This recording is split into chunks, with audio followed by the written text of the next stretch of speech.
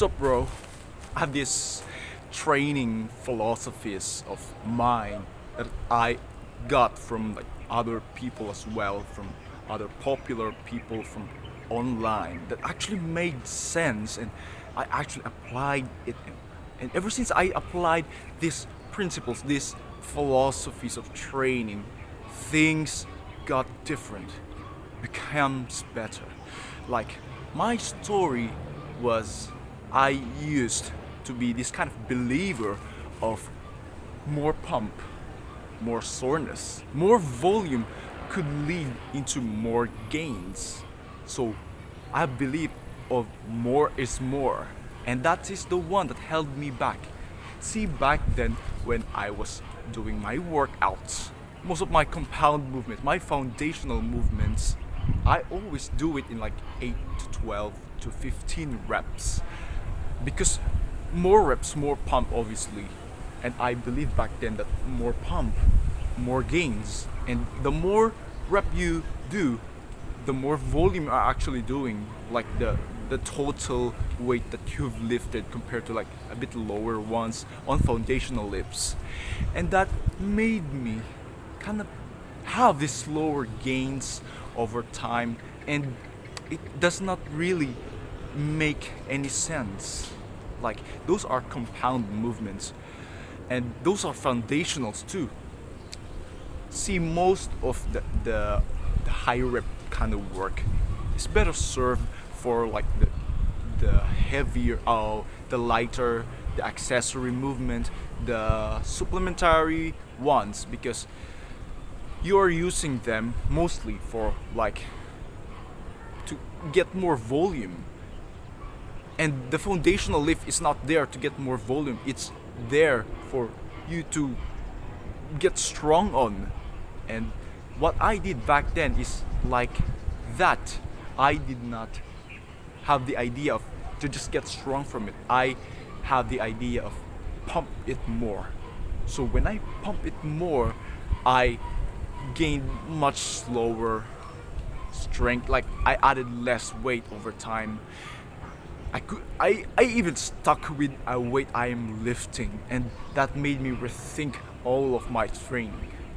Oh yeah, while yes, more volume, a sufficient volume could potentially contribute more to more gains, because yeah, you're stimulating more of muscle, but you're getting this diminishing returns as you get more volume, the less benefit that you have, and the more pump you get, it gets more fatigue, as there's another workout that you gotta do, and you don't you don't want to be fatigued when you want to do your other like session.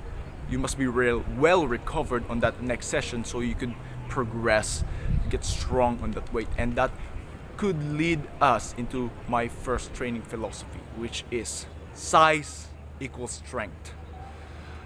Now, you might probably thinking that, oh, a bigger guy isn't necessarily stronger than a smaller guy. Well, yes, but we're talking about individuals here.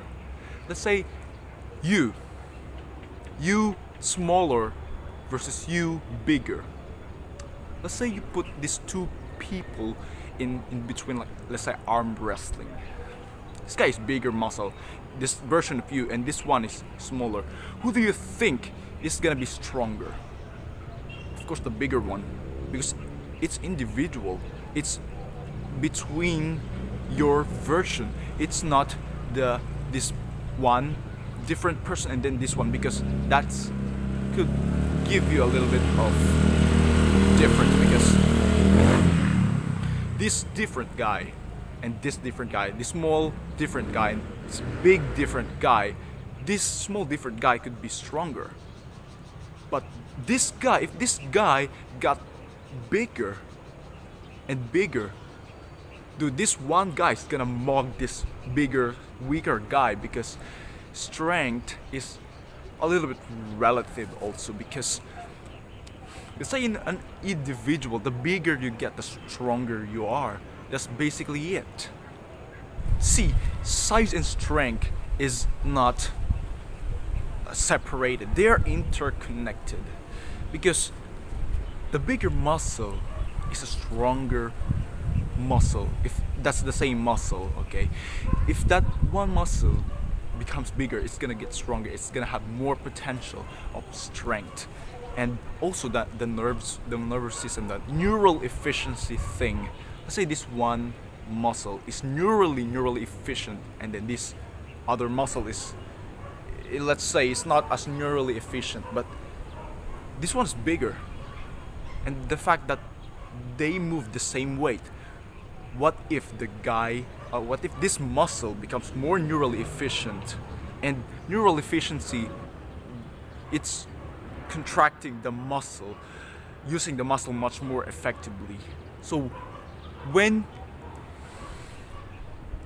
getting a getting a neural adaptation is way faster to happen than a muscle gain. That's why I think, if not, let's say, this is in absolute terms, because getting bigger muscle is better in long term than this getting strength. Because when you get strength, it's mostly like the neural efficiency that we're talking about. Because when you get bigger muscle, you're obviously gonna get stronger. That's a thing. Now, what is really the neural adaptation? Yes, it's, as I mentioned earlier, the adaptation of your nervous system on moving the weights. So it's become more efficient on moving that weight. It becomes stronger. It becomes better at firing those muscles to move, to generate force. And how do you get like this neural efficiency? It's basically by doing the certain exercise over and over again. And as you do it over and over again, you get better at it. You get better form, you get better movement pattern. It's just you're getting used to the movement. That's why the strength gains come like that. And that leads us into the number 2 of my training philosophy, which is more weight you are lifting does not equate into more muscle that you got. That's just a fact. Why?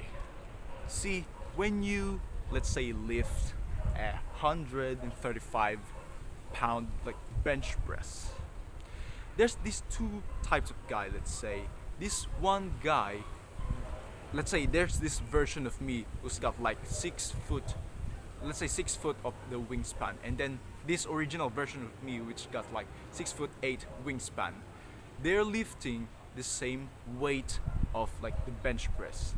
Who's more likely to have a bigger chest? Me, with a bigger wingspan. Now why? See, there's this kind of physics I'm discussing in here, so let's get a little bit nerdy here. So let's say you're a guy with a longer arms, let's say like me, like 6'8", long arm orangutan arms. Now when you have these longer arms and you're bench pressing, the longer your arms get, the longer the moment is. And the moment, the lever arm is the multiplier of the force. Let's say you have this long wrench. The longer wrench you got, the easier for it to move. And the mover are you. And let's say the barbell, the longer, let's say you're lifting the bench press, okay? You got long arms. And the longer it is, the easier the barbell moves the weight on you. The weights on your chest, it puts more like force, like rotational force, the torque on your chest. So your muscles have to overcome that force. And as I said earlier, the stronger muscle is usually a bigger the bigger muscle is usually the stronger muscle. See, when the version of me with shorter ones, there is less force acting on his chest, on his triceps, on his shoulders.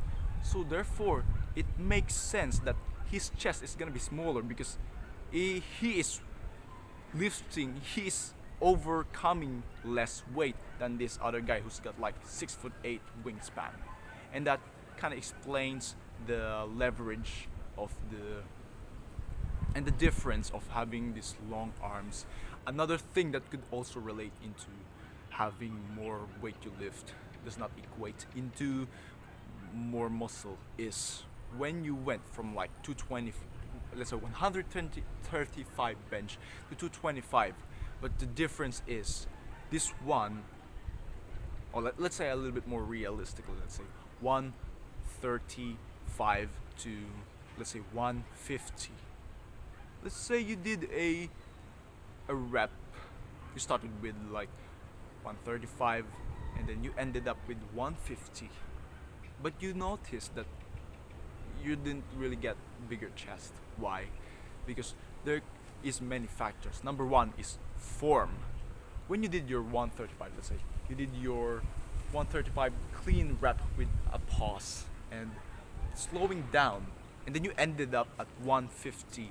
So you're kind of forcing the strength, the progression in a short period of time, and that led you in a kind of ruining your form or just compromising it for the sake of lifting more weight.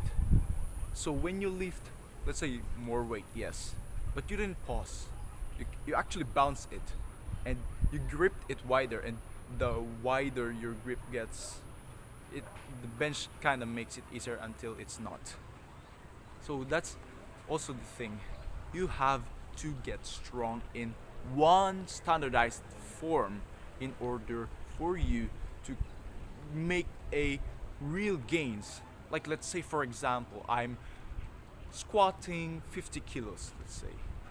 I started with 50 kilos with a good form and then ended up with 100 kilos with a relatively same form or even better form.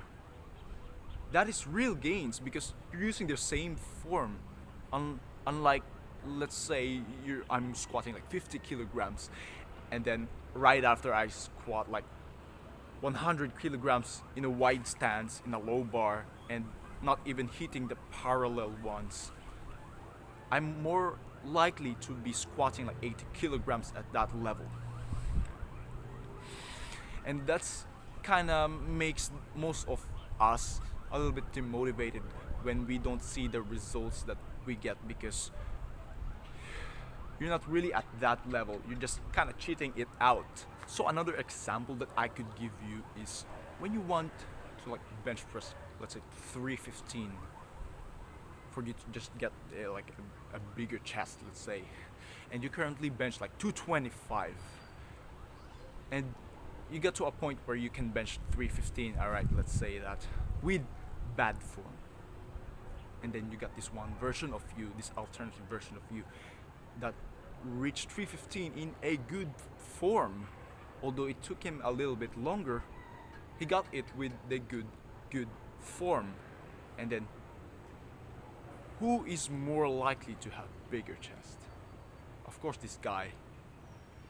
Because this guy kind of cheats the strength. That's why they kind of get disappointed when, like, let's say for example, you bench to 25. Oh, I'm expecting to have this big chest when I reach 315, and yet, yes, I get, well, my chest got a little bit bigger, but it's not as big as I expected it to be. And then there's this guy who benched to 25 with good form and then ended up with 315 with good form. He's more likely to have this desired size that he wants on his bench press. Plus, it took him longer. And the fact that it took him a bit longer means that's how the gains is supposed to be. You're not supposed to be rushing it. Yes.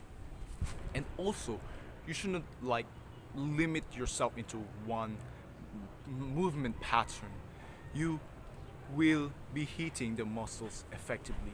You hit the muscles effectively. You don't lift weight, you hit muscles. Now why is that? Let's say you're benching like 225 to 300, from 225 to 315, and yes, your chest got bigger, but your upper chest is kind of lacking. But the thing is that you're only benching like the flat bench press. that does not really emphasize the upper region of your chest that makes your chest a little bit complete, a fuller ones. And then let's say, for example, the version of you who got into to 25 into two, let's say 290 or at most, let's say. But this another version of you also is doing incline bench press, although he got not as strong is in his like specialized in the flat bench press. He included incline bench press, which effectively hits the upper region of your chest, which makes that like the Chad look of the chest. Plus, it also makes the shoulder more developed because it hits the shoulder more because it's a little bit more diagonal pull. It's closer to vertical, and as I mentioned in earlier videos, the more vertical of your movement is on push, it becomes a little bit shoulder, or it becomes a little bit higher of the muscles that you're hitting. Let's say when you push higher, the higher muscles are more stimulated, not the lower ones, and vice versa. That guy, the alternative version of you, which includes the incline bench press, that guy that hits your muscles, the muscles in a different angles, will have more likely to have a well-rounded physique, the more pleasurable to look at, the more aesthetic. Plus, it is kind of better because it it hits the shoulders, and shoulders are very aesthetically pleasing muscle. Alright, bro, it's getting dark outside. That's why I have to turn on the camera. So my last principle or the philosophy that I want to share to you is always go for the simplest solution. Now, what does that mean? Let's say you want these big arms. You want to get bigger arms. Let's say you're at the 15 inches arms. You want it to be at 16. What is the simplest solution that you could think of? Yes, hit more arms.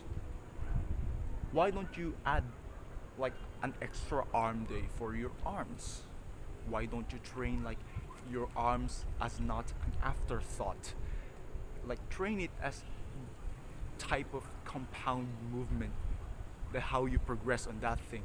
Go heavy on it, and then have this accessory, this supplemental exercises, just like what you do on the bench press, on your deadlift, on your squat. That's the simplest solution. Oh, you wanna get big, you wanna get more weight, more muscle on you. Why don't you eat more, sleep more? Why don't you just get stronger and overall in general? This the simplest solution. You don't need to do this kind of tactic of you have to maximize the protein meal, the every ounce, the every inch of the weight, and you have to hit this certain angle and this weird flashy exercises. You have to do this kind of advanced training methods of like the wave loading, the periodization thing, like most advanced lifters could benefit of. But most of you, bro, are in this novice level stage. You're not even probably in the intermediate ones, which kind of have that wants this a little bit more adjustment, more personalization of their programs for them to just create progress. But you're more in this novice stage, the beginner ones. You're in this newbie gains phase. So everything that you do, as long as you get the basics right, the lifestyle too. When you get those right, then progress is just naturally gonna come.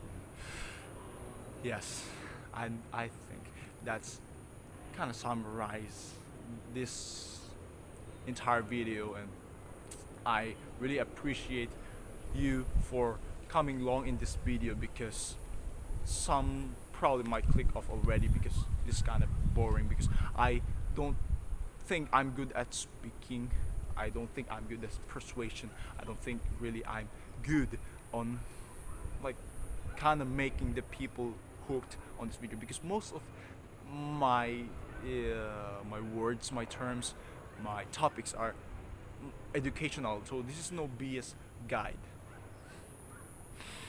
And yeah, bro, you could also like comment on this video, comment section, bro, and that would help a lot. Especially, you could recommend me to what to not do on my videos, or these mannerisms that I am doing, what I should avoid, on what you're noticing that kind of makes you distracted, and that helps. And please also don't even care about what people could think when they see you on the comment videos, because I also upload this on Facebook where some of you real life bros are seeing each other. So yeah, yes, that helps, and I appreciate it. And also the fact that you come along in this video, you're willing to learn, and I love that. That makes me even more motivated to create videos and to help you create more gains. And yeah, this channel is basically for self mastery, self improvement thing, and I'm not gonna be limiting this channel on just the fitness alone. So in the future videos, I'll be making this more spiritual, mental health thing. It's gonna evolve. This channel's gonna evolve. It's not just in the physique gains and whatever fitness. And yeah, I think that's it, bro. See you at the gym. See you at the gym. See you at the gym.